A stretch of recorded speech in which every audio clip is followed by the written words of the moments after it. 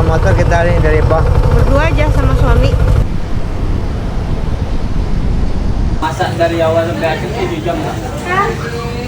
Touring Sumatera 360 sama suami dengan motor masing-masing. Hello, gue Tania, hobi traveling sama suami. Biasanya gue ngonten di Instagram dan TikTok. Ini Instagram gue, dan ini TikTok gue. Dan ini cerita perjalanan Sumatera 360 kita dengan motor full jalur darat tanpa towing. Kalau kalian mau nonton perjalanannya dari awal, klik playlist Sumatera 360 ya. Episode ini adalah cerita perjalanan kita dari Mukomuko sampai ke Kota Padang. Dan aku juga mau minta maaf karena ada jeda panjang antara episode 2 ke episode 3 ini. Kemarin itu setelah episode 2 aku ada trip panjang banget sama sebuah brand. Aku diajak ke Sumatera lagi, tepatnya ke Lembah Harau sama Kerinci, lalu ke Toraja, dan Jakarta sampai Jawa Timur. Semoga belum basi dan minta tolong buat klik subscribe kalau kalian enjoy YouTube-nya ya. Thank you so much. Dan link Google Maps, SPBU, tempat istirahat, restoran, dan hotel ada di deskripsi. Semoga bisa jadi referensi kalau kalian main ke Sumatera. Lanjut, waktu kita singgah di Mukomuko, kita nginepnya di Hotel Abian. Tujuan kita berikutnya itu Kota Padang dan kita start riding sekitar jam 8.30-an. Jaraknya 270-an kilometer dan butuh waktu tempuh sekitar 6 jam 14 menit. First thing sebelum jalan, isi bensin dulu. Di belakang Hotel Abian itu ada pom bensin. Di Maps namanya SPBU Pertamina Bandar Ratu. Seperti biasa, antrian buat Pertalite dan Solar lumayan panjang, tapi kalau untuk Pertamax di hari itu nggak ada antrian. Fun fact, di Mukomuko itu ada bandara. Aku cek di Instagram mereka, ada flight seputaran Padang, Bengkulu, dan Mukomuko. Nice. Nah, ini unik nih. Ada 2 ibu-ibu duduk di bangku plastik di atas mobil bak terbuka. Belum pernah sih lihat yang kayak gini di Jawa. Kalian udah pernah lihat belum?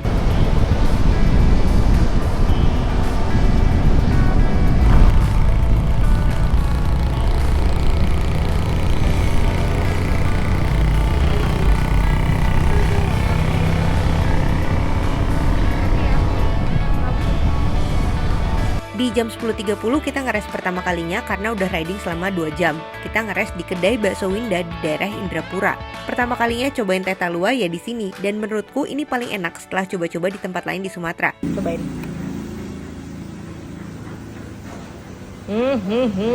Di Sumatera ini aku ngerasa lebih sering rem mendadak. Jadi just a friendly reminder, sebelum touring ke Sumatera atau perjalanan kemanapun sih, termasuk ke kantor juga, pastikan pengereman kalian masih dalam keadaan sehat ya. Kapan terakhir kalinya kalian ganti kapas rem atau kuras minyak rem, ayo? Oke lah, kalian enjoy dulu aja footage riding di Sumatera. Semoga sedikit banyak tergambarlah indahnya Sumatera yang aku lihat pakai mataku sendiri.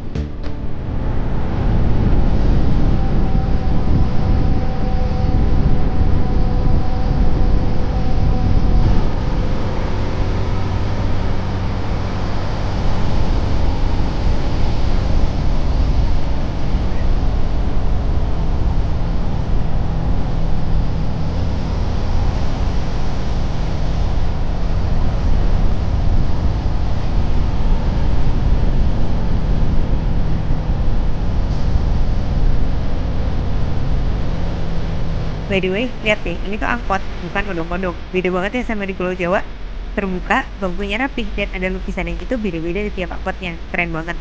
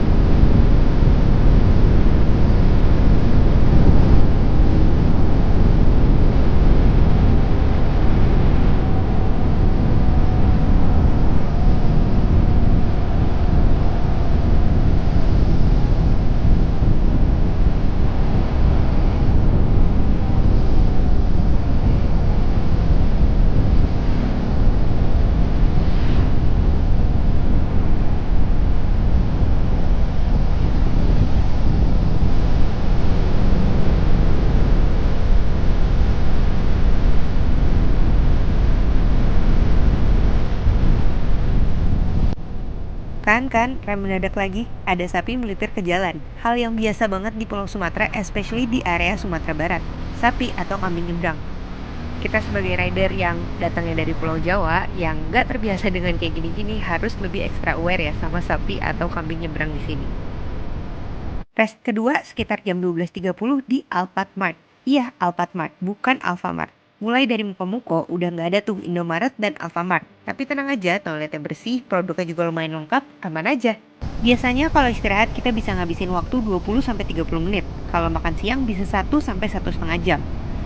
Oh iya, Sumatera Barat itu kan daerahnya kayak bukit-bukit gitu ya. Naik, turun. Ada beberapa kali kita ketemu truk ngatung di tanjakan karena mereka nggak kuat nanjak.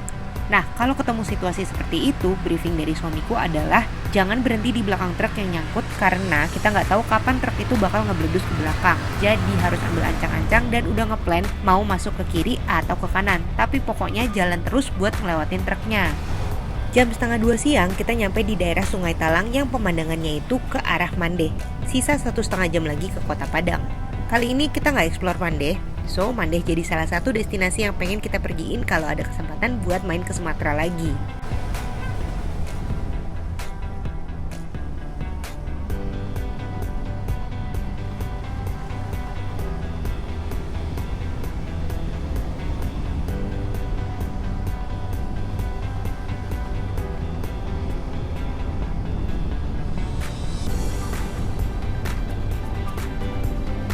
Ada pemandangan unik lagi nih. Di sini tuh banyak orang bawa anjing di dalam pet cargo custom. Awalnya aku kira ini anjingnya tuh pada mau diajak jalan-jalan sore, tapi ternyata mereka itu mau dibawa berburu babi. Rest ketiga dan terakhir di ikan larangan Tarusan. Ini sekitar jam 2-an. Di sini ada beberapa warung dan view-nya tuh cakep banget. Airnya jernih sampai kelihatan dasar sungainya. Tuh, kalau di warung ini tuh bisa beli pelet ikan. Terus kita kasih makan ikan. Ih, lihat tuh di situ. Tuh, lagi ya. Tapi ikan-ikan ini tuh nggak boleh ditangkap karena katanya bisa jadi bala gitu loh. Dan aku baru tahu bala yang dimaksud itu sebenarnya tuh bukan bala yang kayak gimana. Jadi ikan-ikan ini tuh boleh ditangkap hanya 1 hari dalam 1 tahun.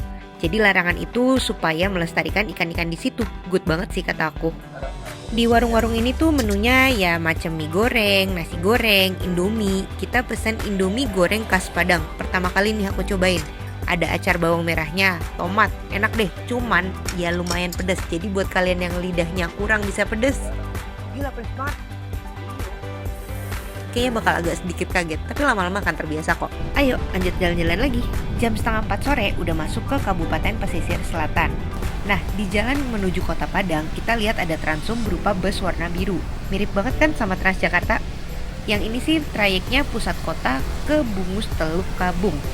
Oke, permisi, nyalip dulu. Ini nih, dari tadi kan aku cerita yang indah-indahnya. Ini bagian yang lebih realistis. Jalan nasional yang gak gitu gede dilewatin sama truk besar yang speednya cukup kencang. Mau nyalip pun susah. Pertanyaannya pasti, kalau udah kencang ngapain disalip? Nah, asapnya itu loh, bau banget sampai bikin pusing.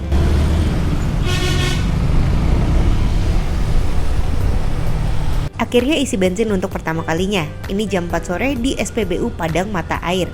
FYI, di SPBU ini ada Pertamax Turbo. Tapi aku lupa stok turbonya ada atau enggak. Kalau V-Strom isinya sih pakai Pertamax biasa soalnya.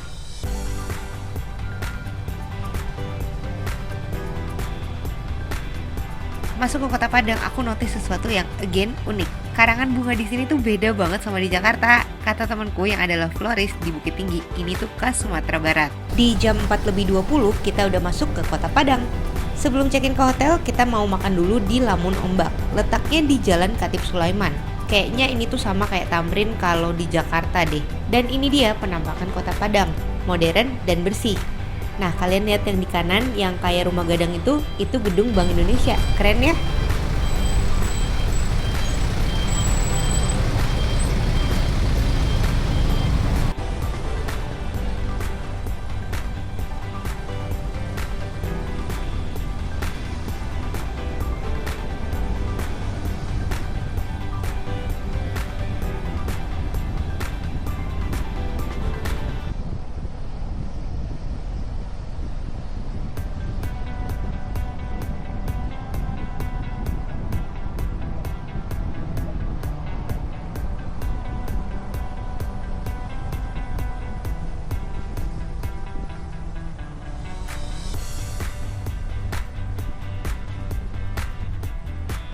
Ini nih rumah makan Lamun Ombak. Ini tuh banyak banget yang rekomendasiin ke aku di kolom komentar reels Instagram sama komen TikTok. Restorannya gede banget. Menu yang dihidang ya sebenarnya mirip-mirip sama rumah makan Padang di Jakarta. Ya ada gulai, ayam pop, rendang, otak, kayak gitulah. Yang ngebedain itu berasnya. Di sini nasinya bukan yang pulen gitu, tapi misah-misah. Gimana ya jelasinnya? Kalau kalian pernah makan di rumah makan payakum buah di Pulau Jawa, ya kayak gitulah berasnya. Bingung mau yang mana?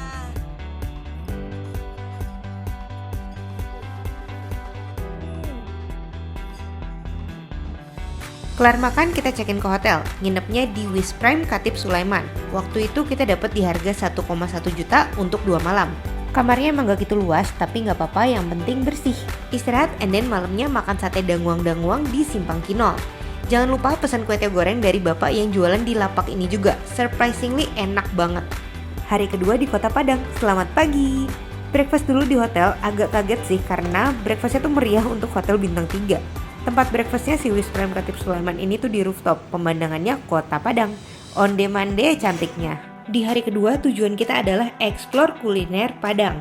Kita makan siang di 4 rumah makan yang berbeda. Pertama, Rumah makan sederhana yang di Padang.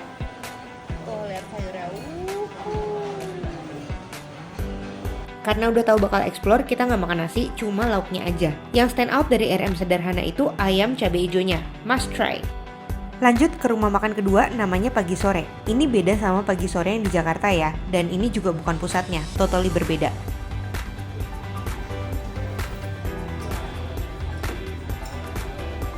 Di sini yang famous itu ayam goreng keringnya. Sayangnya sih kurang cocok di lidahku. Tapi experience di rumah makan Pagi Sore ini kebantu banget sama bapak penyanyi ini. Suaranya bagus banget. Yuk kita dengerin bareng-bareng.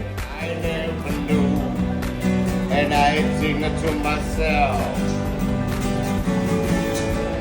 What a wonderful world. Next, rumah makan Pak Gole. Apakah ini definisi makanan Padang otentik? Sepertinya sih iya. Akhirnya aku makan nasi di sini soalnya kuah gulainya tuh enak banget. Jujur nyesel nyobain RM Pak Gole di urutan ketiga, soalnya udah lumayan kenyang. Coba pas lagi lapar, pasti enaknya double-double deh. Suka banget dan recommended buat kalian cobain kalau lagi main ke Kota Padang. Udahnya tuh ramah, sempat ngobrol dan beliau cerita dia itu udah generasi kedua apa ketiga gitu. Pokoknya rumah makan Pak Gole ini udah cukup tua. Buat ke rumah makan terakhir, kita ngelewatin jembatan Siti Nurbaya. Letaknya di atas sungai Batang Arau, panjangnya 156 meter. By the way, lihat awannya deh, beningnya langit di sini.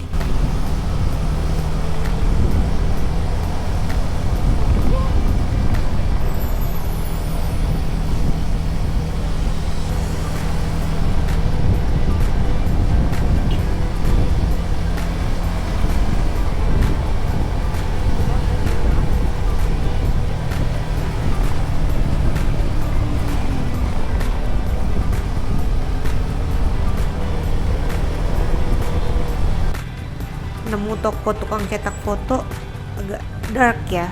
Foto itu perlu sampai hari kiamat. Apa ini maksudnya? Bingung loh.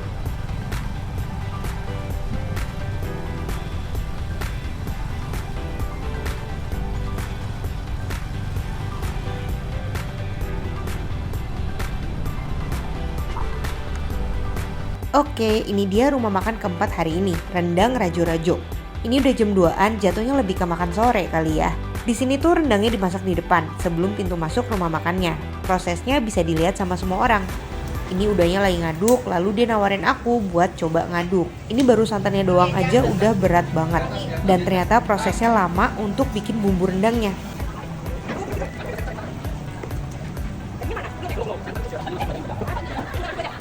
Masak dari awal sampai akhir 7 jam lah.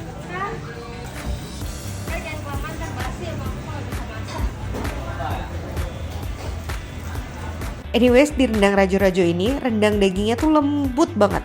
Gampang banget kan ditariknya.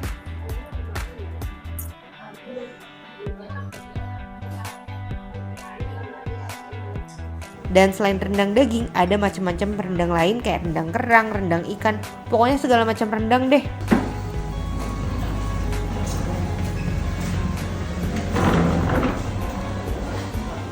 Riding lagi, ke Kota Padang rasanya belum lengkap kalau belum lihat Batu Malin Kundang.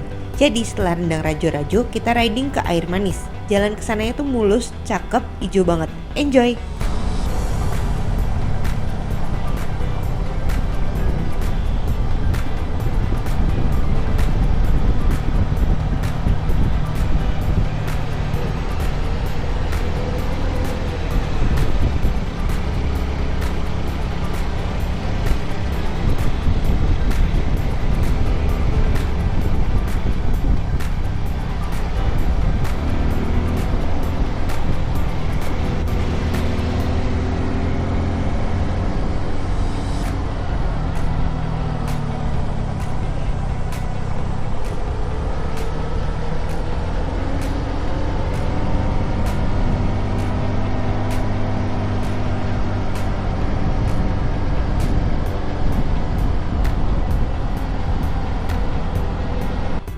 Sampailah kita di pintu masuk menuju tempat wisata Malin Kundang. Bayarnya 30.000 untuk 2 orang dan 2 motor. Itu resmi deh, soalnya ada karcisnya gitu kok. Di area wisatanya bisa jajan-jajan, banyak warung gitu di pantainya. Kalau ini Batu Malin Kundangnya. Pas mau ninggalin area itu, barang suamiku ada yang ketinggalan. Kutunggulah dekat gate masuk, diajak ngobrol sama warga sana. Jujur agak serem karena si bapak lagi ngerokok, nggak pakai kaos, udah gitu megang stang pula. Tapi ternyata dia cuma pengen ngobrol doang kok. Pak motor kita ini dari apa? Berdua aja sama suami. Dua. Bapak tinggal di sini. Ya. Oh, ramai di sini, selalu ramai. Kalau kita apa CBR? Ya banyak CBR ya di sini ya. 40 kan? Apa? CBR 43 ya kalau nggak salah. 43. Ya. Kontan ya. Ya kontan 43. Udah berapa tahun nih pakai ini? Baru 2 bulan. Baru 2 bulan baru. Tapi beli bekas. Mbak? Beli bekas. Belikan berapa? 50. Hah? 50. Sebenarnya sih nggak 50, ada juga lebih mahal daripada harga barunya. Tapi males banget gue jelasin kayak, oh itu tuh lebih mahal daripada harga baru karena modif. Ya udahlah, maaf ya Pak, aku bohong. Ya. Jalan.